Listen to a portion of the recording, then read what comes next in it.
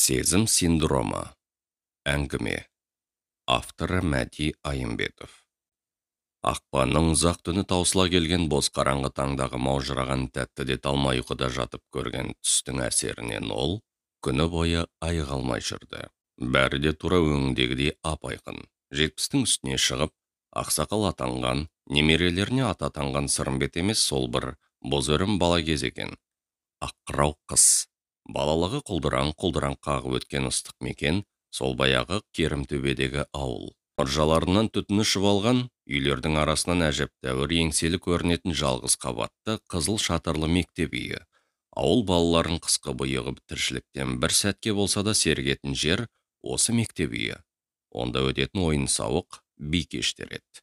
Түсінде Сырымбет сондай бір кештердің бірінде таң-тамаша күйде жүр екен. Қаз-қатар тізіліп, жылға ойынын ойнаған ұлдар мен қыздардың қос-қостан бірін-бірі ұстап, доға дәл жасап көтерілген балғын қолдары, әппақ білектері майсар қалады. Үйірілген жылға тізбек, сылдырлай күліп, сылдырлай ағып, толқын болып толқиды. Сол сәттерде оның алақаны Назым бибінің балғын, нәзік алақанымен жұп-жұмсақ жанасады. Екі бетінің ұшы қызғылтша нұрмен албыраған, 13-тегі сүйкімді ақторғын қыздың тұп-тұнық, әдемі аялы көздері күлім-күлім етеді. Сырымбет те оған күлімсірей қарайды, қуанып қарайды. Екеуі көздерімен ғана ұғысады, сөйлеспей-ақ ұғысады. Ойынның қызығы сол, екі қол бір-бірінен ажырамау керек. Бір-бірінен ажыраса тізбек бұзылады, ал тізбек бұзылса, бұлар ойыннан шығып қалады. Ойыннан шығып қалмас үшін Сырымбет Назым бибінің ып-ыстық алақанын қысып ұстайды. Нәп-нәзік, ып-ыстық алақанның табы оның өн бойына шым-шым тарап, жүрегі қуанғаннан лүп-лүп соғады. Тұп-тұнық көгілдір пердеге оранған жым-жырт әлемнің ортасында екеуі ғана қалықтап, қол ұстасып жүр екен. Екеуі ғана. Алақаны өрттей алаулап бара жатты. Не ғажап екен түсінбеді. Оянып, көзін ашып алғанда байқағаны, Назым бибінің алақандары мен алма-кезек жанасқан алақандары ып-ыстық болып дуылдап жатыр екен. Түсінде көргені өңіндегі қазіргі тіршілігімен мүлдем сыйыспайтын, алыс қиянда қалған мезгілдің еміс-еміс көрінісінде еді. Әйтсе де анығы сол, өзгеше бір сезімтал жан дірілін сезіндірген балғын алақанның табы мұның алақанда ып-ыстық күйінде қалып қойыпты.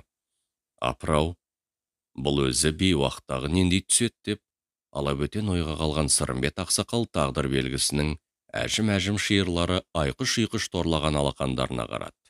Түсінде сезінгені өңдегідей ап-анық.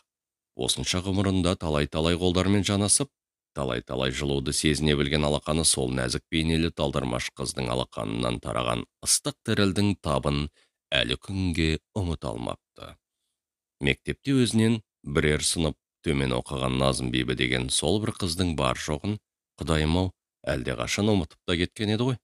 Мұны сонау алыста қалған балалығына оралтқан, бұл не қылған әсері ұшан теңіз түс. Керімтөбедегі жан-жағын қалың қайың орманы қоршаған кішкентай ауылдан Сырымбеттің ұзап кеткеніне де не заман. Өмір жолының ұзақ-ұзақ кезеңдерінің сәті түскен аралықтарында ғана бір оралып соғып кетіп тұрғаны болмаса, туған мекенге үнемі жиілетіп барудың реті көп келе бермейтін. Тіршілікте адам баласының қыбырлаған қам-қарекеті бітпейді. Үлкен қалада оқу оқып, бала кезінен өз армандаған дәрігер-хирург мамандығын алды. Емханадағы қатардағы хирург болып қызмет істеді. Қызмет істеп жүріп, ғылыми ізденістердің жолына түсті. Әуелі кандидаттық, содан соң докторлық қорғады. Профессор болды. Бірінен кейін бірі өз кезегімен келген мүшек корреспондент, академик сияқты атақтарға да оның бойы тез үйренді. Ортасы бар, мектебі бар үлкен ғалым атанған Сырымбет ақсақалдық егде жасқа қалай келіп қалғанында байқамай қалыпты. Өмірдің сырлаған ағысы еді. Міне, оны 70 деген жастың асуынан бір-ақ асырды. 50-ші жылдардың ішінде өткен жастықтың алаулы шақтарында, студент кездерінде өмірлік серік болуға серттесіп, бір-бірінің ғашықтық сезімдерін аялаған Гүлбаршыны өзімен бірге қартайып, оның алаңсыз қызмет істеп ғалым болуына септесер үй-ішілік жағдайдың бәрін жасады. Ұлы мен қызы, Аңсаты мен Нұрбаянның тәрбиесі мен оқуына да өзі бас көз болып, күйеуіне көп салмақ салдырмады. Бүгінде олардың әрқайсысы өз алдына бір-бір үй болып, бұл екеуіне еркеде тәтті немерелерді сүйдіріп отыр. Таусылмастай болып көрінетін өмір жолдары бір кезеңнен бір кезең асып, бір-бірімен іштей үндескен ерлі-зайыптылардың әдемі қартайған кездері еді бұл.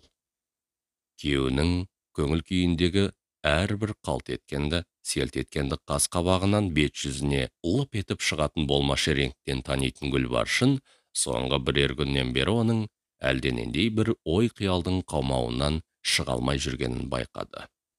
Әдетте көкейіндегісін одан құпияламайтын Сырымбет тым-тырыс тынып өзімен өзі болып тұйықтала берді.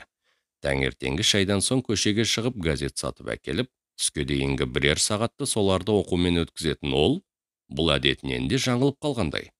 Теледидардан екеуі әркез күн кешке ауған мезгілде көретін ұзақ сериалдардың үстінде де оның ой санасы мүлдем басқа жақта отыратынын байқады. Әр күн таңертеңгісін Гүлбаршынның көз ұшымен жанап, өзіне назар салып отыратын дағдысынан сыралғы болған Сырымбет бәрібір бұл күндері өз жайынан оған ләм деп тіс жармады. Көңіліне тыншу бермей жүрген сол бір әсерлі түсті Сырымбет қатарынан бірнеше күн бойы көріп жүрді.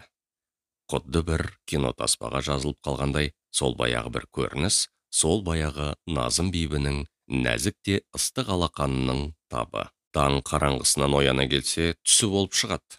Таң қарағысынан ояна келсе, алақаны қыз-қыз қайнап жатады.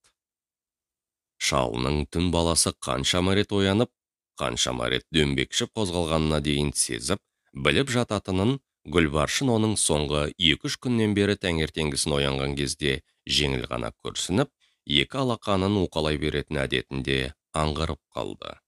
Ауырып сырқағанын сұрамаса өмірі айтпайтын шалының мінезін қашаннан білетін Гүлбаршын таңертеңгісін шай үстінде сөзді өзі бастап, «Сыраға сау, бір мазасыздық бар ғой өзіңде.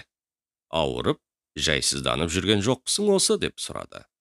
«Қайдағы жоқ, уайымды соғасың-ау сенде бір» деп, әйелінің сөзін ашықтан ашық жақтырмағандай сыңай танытты ол. «Ауырған адам сияқтымын ба сондайлық сүлесек болып жүрген?» «Мен білетін Сырымбет болсаң, әйтеуір бір өзгеріс бар сенде» деді Гүлбаршын шалына аялы, ақ қарасы айқын көзінің ұшымен сынай қарап. «Әйтпесе оқылай бересің бе құрдан құр?» «Не өзгеріс болушы еді? Қартая бастаған адам ұйқысы сәл жайсыз болса да үхілеп, шаршап жүреді ғой. Соны әжептәуір сөз қылудың керегі қанша осы?» Екеуінің арасындағы аз кем сөз осымен тынды да әрқайсысы өз ойымен өзі болып кетті. «Апыр-ай, бұл әйел затының көңілі жіті ғой. Айтпасыңды сезеді. Мазасыздық бар ғой өзіңде» дейді. Сөзін қараш, айнытпай айтып тұрған. Қандай мазасыздық екенін білсе ғой шіркіннің. Қартайғанда бозбала кездегі махаббаттың оянып, бүлік салайын деп жүрген шығарсың. Сен шал деп әзілді шынды біраз жерге апарып тастар еді. Жа қойшы соны. Қайдағы махаббат дейсің? Бала кездің балалық әсіре ойыны сияқты бірдеме болар, мидың қатпарында қалып қойған. Әйтпесе сол Назым бибіні көрмегелі қашан. Ауылға бір жылдары жол түскенде, ол Керімтөбедегі мектепте мұғалім еді ғой. Күйеуі Бәжібек деген жігіт. Сол ауылда агроном бе әлде, зоотехник бе? Әйтеуір өзі біздермен аталас ағайын адам болып келетін. Олардың үйі Керімтөбеге көрші ауданнан кейінірек көшіп келген болатын. Содан бері де бір талай жылдың жүзі болыпты. Менімен қатарластардың да, тетелестердің де қатары қазір сиреп қалған шығар осы. Назым бейбі әлі сол күйінде қарап тұрмаған болар ендігі. Әйтсе де, сырлы зереннің сыры кетсе де сыны кетпейді. Әдемі де нұрлы шырайының белгісінен жұқанадай болса да бірдеңе қалған шығар-ау. Сол бір балалық кездердегі бейнесі қандай нұрлы еді оның. Жымиып күлгенде, екі бетінің ұшында әп-әдемі оймақтай ғана ойма шұңқырша пайда болатын сүйкімді қыз еді. Керімтөбедегі мектепте сол жылдары оқыған ұлдардың оған ғашық болмағаны, сирек шығар-ау. Бірінен бірі оны сырттай қызғанатын. Ақыры ешқайсысы да оны қолына қондыра алмады. Бәжібек бәрінің аузын аңқитып кетті.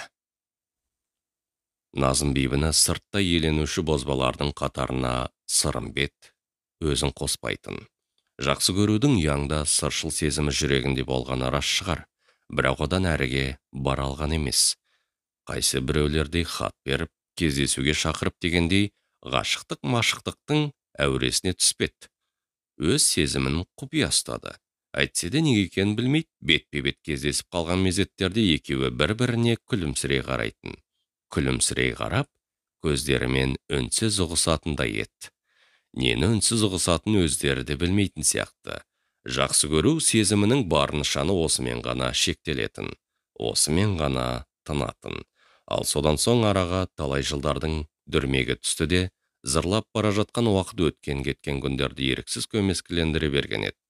Көмескіленген жылдармен бірге бәрі де жадынан, көңіл қойнауынан тым алыстап кеткенде еді.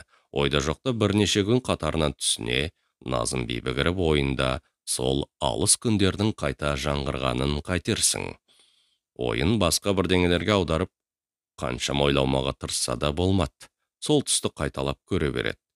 Түсті әдетте көресің де, заматта ұмытасың ғой. Ал мына түсі біртүрлі өзгеше бір түс болды. Жан дүниесі әлденеге егіле елегізіп, көңілі түспегір әлденеге алаңдай берді. Жеке сезімі де қалжырамаған, еңсені басқандай шаршау да жоқ. Әйтсе де осы түсініксіз құбылыстың құпиясы оның ой санасын әбден дал қылды. Сол бозбала шақтың емсеміз көріністері түсті қайталап көрген сайын айқындала беретін сияқты. Мұның алақанын қыздырған бүлдіршін қыздың алақан жылуы да күн өткен сайын айқынырақ сезіле түскендей. Әйтеуір осы бір жұмбақ, таңғажайып хәлден ол арыла алмай-ақ қойды. Жанға батар дерт емес, дерт болмаса да, бір сансыраулық қияли күй Сырымбеттің көңілін тыншытпады. Сырымбет әр ойлап, бер ойлап, байыз таппай, алаңдай берген көңілді тыншытудың бір-ақ жолы бар деген ойға тоқтам жасады. Қайтсе де, Керімтөбеге барып, Назым Бибіні бір көруі керек.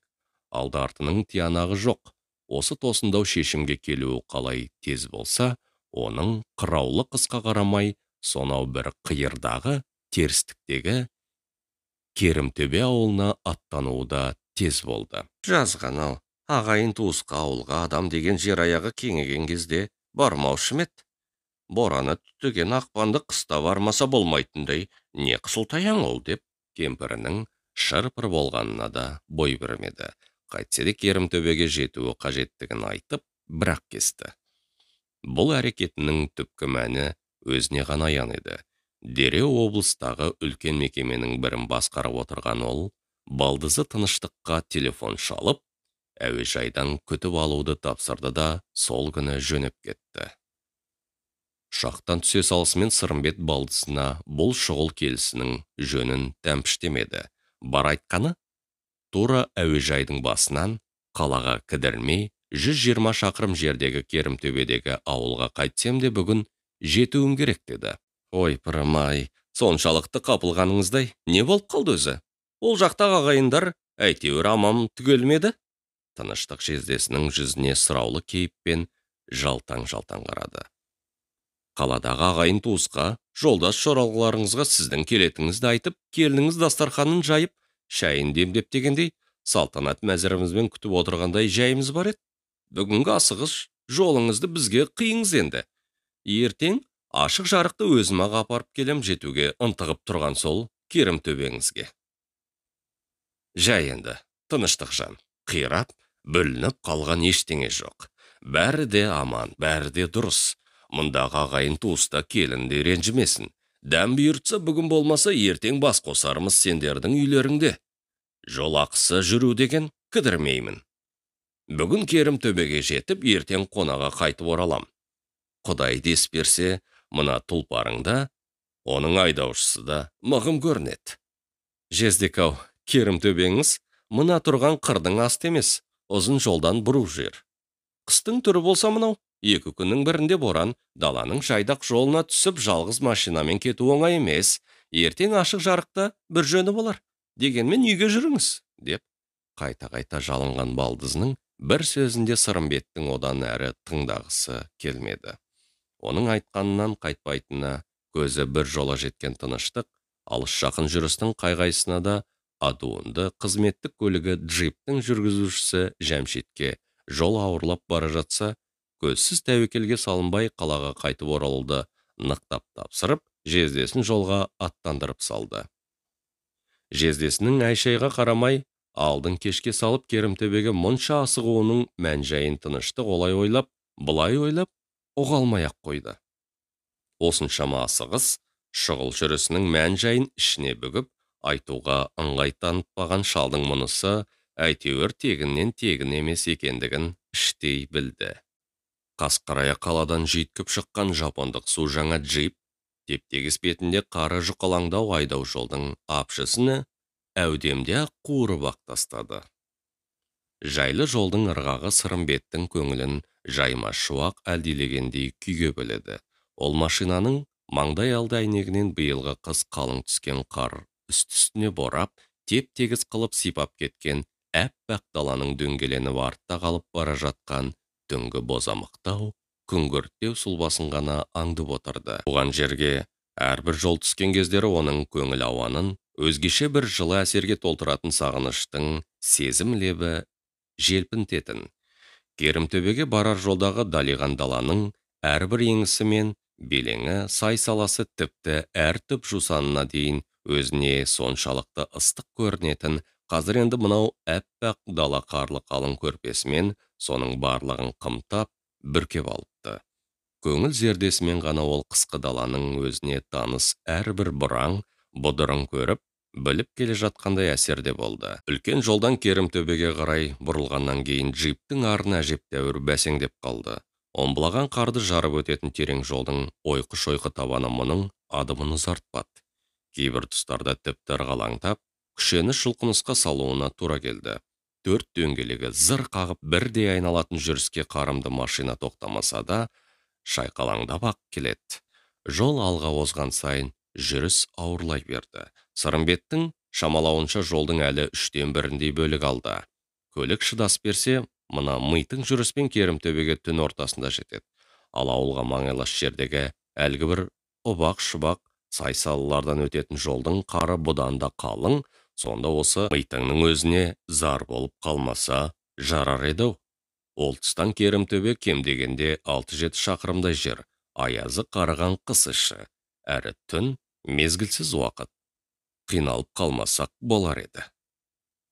Мұның ішкі уайымын айтпаса да сезіп келе жатқан, тығыншықтай шымырша келген жүргізуші бадыраң көз жігіт Жәмшит, саспаңыз, қыбырласақ та тоқтамаспыз. Бұл машинада күш дегеніңіз жетеді. Кем дегенде 200 аттың күші бар деді, танауы делеңдеп. Тыншекендермен охотаға барғанда мұндай жолдардың талайын көргенбіз. Сырымбеттің уайымы расқа шықты. Талай жолды көрген Жәмшиттің машинасы қанша күштімсінсе де, Керімтөбенің сай-саласынан өте алмады. Дөңкиген бөксесі сайдың қалың қарына батып, ілгері де еміне алмай, артқа да шегіне алмай тұрды да қалды. Қысқы жымжырт түнде айдалада қалған екеуінің қазіргі халі мүсіркеуге тұратындай-ақ еді. Алыстан жылтырап көрінген бірер шамның жарығын бетке алып, қарлы жолдың сұлбасымен омбылап, амалсыздан амалсыз Керімтөбеге жаяу тартуларына тура келді. Әйтеуір қыстың бұл мезгілінде сақылдап тұратын қытымыр аяздың, бет қаратпас боранның да болмағанына Сырымбет іштей тәубе деді. Жәмшит қарға батып қалған машинасын уайымдап, артына жалтаң-жалтаң қарап қояды. Керімтөбенің саққұлақ иттерін улатып-шулатып, немере інісі Әбусейіттің ауылдың орта тұсындағы үйіне бұлардың жеткен кезі қысқы түннің түндігі төріліп, таң қараңғысы бола келген мезгіл еді. Үй иелері әрі таңданысып, әрі қуанысып, абыр-сабыр болды да қалды. Керімтөбеге оларды сәл ғана жеткізбей тастаған қысқы жолдың аз-кем ауыртпалығы демде ұмытылып сала берді. Шай ішіп, жылынғасын Жәмшит пен Әбусейіт сайда батып жатқан машинаны трактормен сүйреп әкелуге кетті. Сырымбет уақытының тығыздығын сылтауратып, Керімтөбедегі ағайындарды Әбусейіттің өзіне арнаған түскі қонағасына жинады да, барлығымен осы үйде бірақ қауышып дидарласты. Бұл күндері ауылдың ақсақалы болып қалған Бәжібек Әбусейіттің үйіне жалғыз келді. Ағайын туыстығы өз алдына Сырымбетпен құрдастығын алға тартып, ол әзіл қалжыңын араластыра сөйлеп, амандық саулық сұрасты. Керім төбе деген ауылдың бар екендігін ұмытып кетпегеніңе де шүкір, деді Бәжібек. Әжімді көк тұқылдау егін толық жаппаған селдіреген ақ боз сақалының 2-3 тал ұшын еті қашқан салалы саусағымен ширатып қойып.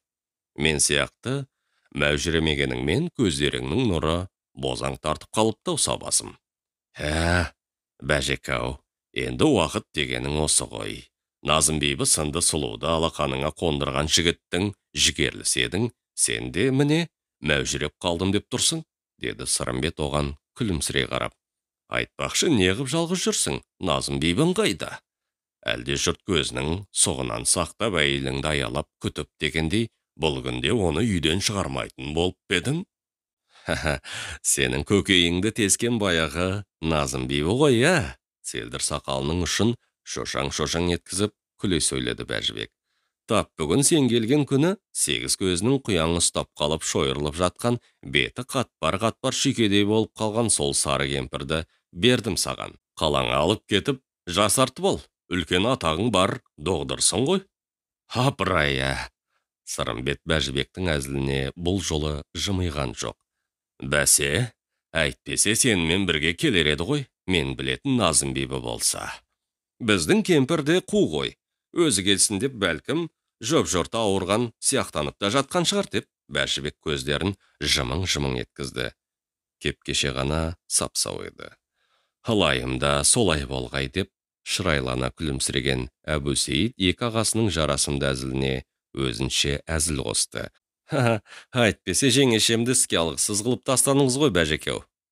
Тонау, алыс Алматыдан қыс ішінде ат сабылтып жеткен Сырымбет көкемнің көңілін суытып тастай жаздыңыз ғой, тәйірі. Әзіл ғой, айтылып жатқан бірдей, салды Сырымбет сәл ғана күрсіні сарылас үнмен. Назымбикеге байланысты көкейіндегісін дөп тауып сөйлегендей болған Бәжібектің әзілін одан әрі өршітпейін дегендей сыңайы да бар ет мұнысында. Солай ғой, әзіл ғой бәрі де, деп Бәжібек те мұны мақұлдағандай шырай білдірді. Жас ұлғайғасын, өткенді көбірек ойлап, туған мекенде қатарлас тетелес жүріп өскен жандарды көбірек еске алатын болдық қой қазір. Назым бейбі де сол көз көргендердің бір емес педі. Кетер кезде жол үстінен болса да амандасып кетермін, Бәжеке. Бәжібек Сырымбеттің айтқанын қуана мақұлдап басын қайта изеп, жөн-ақ, дұрыс болды мұның. Бәсе, өзіміздің Сырымбет болсаң біздің үйге соқпай кетпессің деп ойлап ем. Қазір мен осы үйден бір бала жүгіртіп, ол мен келінге айтып бір мал қонағасыңды дайындатқыза берейін, деп қозғалақтап қалды. Керім төбеге ата-бабаң қоныс тепкен, өзің туып өскен мекенге күнде келіп жатқан қонақ емессің, және қандай қонақсың. Сырымбет құрдасының ықыласына қайта шын ырзалығын білдіріп, өзін қонақ етемін деп әуреленбеуін өтінді. Дәм жазса келер жазда Гүлбаршын екеуміз ел жұртты асықпай аралаймыз. Сонда әрқайсыңның үйіңнен бір сыбағамызды жемей кетпейміз. Бұл жолы асығыспын. Оның бұл жолға асығыс жүрісінің мән жайын дастархан үстінде егжей-тегжейлеп сұрауды Бәжібек те, Әбусейіт те жөн көрмеді. Жүріп тұрған ортасы бөлек, атақ дәрежесі әлей, үлкен, ғылыми адамның облыс орталығында арнайы маңызды шаруасы бар шығар, сондай бір реттермен келгесін өскен-өнген жері Керімтөбені бір көріп кеткісі келген болар дегендей ойдың төңірегінде отырды. Дәлізден үйге кіреберістегі ішкі есікті талдырмаш, ақ торғын жүзді, Назым бейбіден айнымайтын 12-13 шамасындағы бір бүлдіршін қыз бала ашты. Назым бейбі ғой мынау, өңмен түсіме, құдайым-ау, мына бүлдіршін қыз аумаған соның өзі ғой. Ғайыптан ғайып көзге көрінбес бір құдіреттің күшімен уақыт дөңгелегі кері айналып, Сырымбеттің бұл сапарында арнайы өзін іздеп келе жатқанын сезіп білген Назым бейбі сондағыдай жас, сондағыдай сүйкімді ұяң бейнеге айналып, құдды бір алдынан шыға келгендей. Сол Назым бейбі соның өзі. Күлімсірегенде бетінің ұшын ойнап шыға келетін оймақтай, ойма шоңқырша да соның өзі екенін айнытпай айтып тұр. О, ғажап! Ұяла күлімсіреп, ұяңғана сәлемдескен немере қызын көрген сәттегі Сырымбеттің жүзіндегі әнтек бір ғажайып таңданыстан қарып, аңдап қалған Бәжібек, әжесінен аумай қалған кенже немереміз ғой, деді кішкентай қызды бауырына тартып маңдайынан иіскеп. Жазияш, әжең ояу ме еді? Бұл кісі Алматыдан келген Сырымбет деген үлкен ғалым атаң болады. Сырымбет кіршіксіз аталық мейіріммен сол Назым бибінің балғын бейнесінің көшірмесіндей болып айнымай қайталанған балғын бала қыздың басын сипап, уыз иісі аңқыған маңдайынан иіскеді. Үйге кірген екеуінің дабыр-дұбырын естіп қасында отырған келінінің демеуімен орнынан тұруға емінген Назым бибі белін құрыстырған дерттің ауыртпалығын қабағынан сездірмеуге тырысып бақты. Сырымбет сәлемдескелі өзіне қарай жүргенде бір қолымен келініне сүйеніп, бір қолымен таяғына сүйеніп, бір ұмтылып, екі ұмтылып орнынан тұрғысы келіп тұра алмаған шүйкедей ақсар кемпірдің иегі кемсең етті. Сірекеңбісіз? О, дүние-ай десеңізші, деп жасқа шыланған көздерін сүрткісі келгендей, сәл-сәл дірілдеңкіреген, сәл-сәл қалтыраңқыраған әжімді қолдарымен басына маңдайлатып күмістей боп ағарған самайлығын көмкере тартқан қызыл қоңыр шашақты орамалының шетін ұстағыштай берді. Сырымбет кереуеттің бір шетіне отырып, оның қолын алды. Сүйектері қатқыл, әжімді терісі босаң тартқан, өңсіз қауқарсыз қолдардың азмыз дірлі кейуана әйел ғұмырының алды-артына қарайламай, сынаптай сырғып өтіп бара жатқан уақыт алдындағы дәрменсіздігінің белгісін анық аңғартқандай еді. Екі қол, екі алақан жүректер кеудесіне сыймай, алып ұшқан сонау бір тым алыста қалған боз өрім шақтағыдай емес, бір-бірімен солғын ғана жанасты да, бір-бірінен сусып, ажырап кетті. Нәзік алақандардың сол бір ыстық табы алыста қалған ғайып күндердің Сырымбетке түс болып оралатын тәтті бір елесінде ғана қалып қойғандай еді. Мына бір белдің шойырылмасыма, құяңыма, аяқ астынан ұстап қалып, омырылып тұра алмай жатқанымның үстіне келдіңіз-ау, сірекесі. Мына шалды жібердім, тым болмаса сен барып сәлемдесіп ретін тауып, үйге қонақасыға шақыр деп. Назым бибі жасаураған кәрі көздерімен Сырымбеттің әлденеге мұңдылау, әлденеге шаршаңқылау, әжімі азырақ ашаң тартқан жүзіне енді назар аудара қарады. Ой, дүние-ай, көз көрген сізбен біздейлердің осындай бір көрісіп, жүздесуінің өзі неге тұрады? Біздерді бір кездері мыналардай жас болған десе қазір енді кім сенер? Өмір деген осы деп бастап, толғана түсіп терең пайыммен бірдеңе айтқысы келген Сырымбет, одан арғы сөзді тілінің ұшында іркіп қалды. Оның не айтқысы келгенін Назым бибі мен Бәжібек іштей түсінгендей кейіппен бір қас қағым мезет үнсіз қалды. Ой тұңғиығына батқан Сырымбет қалаға қайтар жолдың үстінде келе жатып та, өмір деген осы деген әлгі бір сөзді әлденеше рет іштей қайталаумен болды. Көз алдында бейнесі кіршіксіз де тұп-тұнық күйінде өшпестей болып тұрып қалған бір кездегі нәзік те сүйкімді Назым бибі бұдан былай оқта-текте оның түсіне еніп, қиялында ғана өмір сүретін бейнеге айналғанына көзі күмәнсіз-ақ анық жетті. Ақпанды қыста Керімтөбеге барған асығы сапарының мәнісі өмірдің өткіншілігі туралы көңілсіз ойларды көп ойлағысы келмейтін, әлденеге мұңдылау, әлденеге шаршаңқылау Сырымбет қарттың өле-өлгенше ешкімге айтпайтын мәңгілік құпиясы болып қалғандай еді. Назар қойып тыңдағандарыңызға рахмет. Әңгіме ұнаған болса, менің каналыма тіркеліп, лайк басып, пікір жаза кетіңіз. Рахмет.